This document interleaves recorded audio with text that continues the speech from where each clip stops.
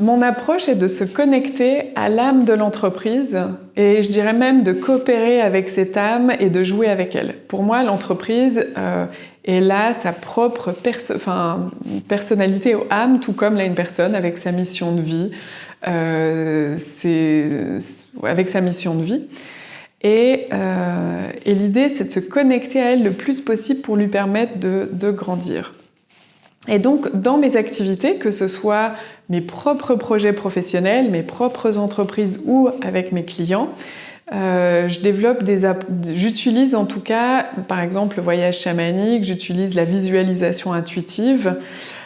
Donc la visualisation intuitive, peut-être pour aller un peu plus dans le détail, on se met en état méditatif, on reçoit des informations, souvent une image, et puis on est accompagné pour interpréter.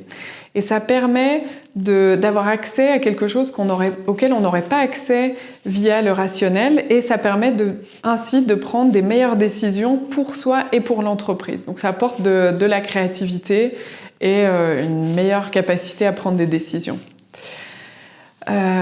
Et donc mon approche, en tout cas moi comme je me considère aujourd'hui, c'est un petit peu comme un médecin d'entreprise. Justement ce côté guérisseur, et un chaman aussi en principe a ce rôle de guérison, où j'ai la capacité à comprendre une entreprise et à voir où est-ce que ça coince. Est-ce que ça coince dans l'entreprise? Est-ce que ça coince dans les personnes qui sont là ou dans les processus?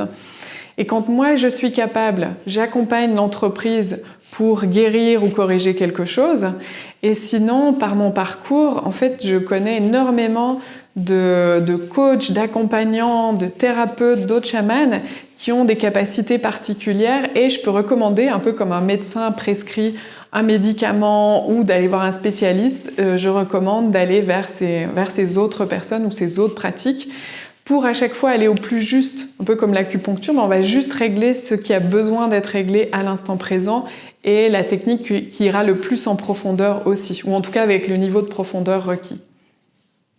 Et un autre exemple, c'est par exemple quand un client me demande de l'accompagner sur une certaine thématique, un projet, je vais lui demander lui, rationnellement, quel est le sujet, comment le traiter, et je vais aussi me connecter à l'entreprise, donc à travers mes techniques, donc soit un voyage chamanique, soit de la visualisation intuitive ou d'autres choses, pour me relier directement à l'entreprise et qu'elle transmette quels sont ses besoins. Et ça permet de compléter. Donc, il faut toujours garder un discernement, et c'est toujours le dirigeant ou la personne qui vient vers moi qui choisit.